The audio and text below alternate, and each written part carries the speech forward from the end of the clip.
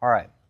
So yesterday I talked about the origins of Passover as a holiday, and I talked about it more in the Old Testament context and how it's strictly celebrated among the Jewish faith of today. So Jewish people will still celebrate Passover, and they'll do it with the deliverance from Egypt in mind, and more importantly, the spreading of the blood on the doorpost and the preservation of their firstborn in mind. This was the last plague that God sent to Egypt before Pharaoh inevitably let them go. And so it's still celebrated to this day.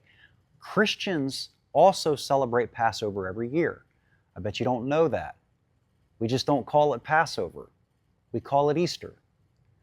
And its original term was Pascha, which is the Greek word for Passover. Now, the reason this is so important and Passover is so fundamentally important to Easter is because we often talk about the crucifixion of Christ and the time of this miracle that we're celebrating as atonement. But it did not happen around the date of atonement. Christ was crucified and resurrected around the holiday of Passover. He's called the Passover Lamb. And if you'll remember, that Passover is a celebration of life being spared from death by their doorposts being marked by the blood of the Lamb.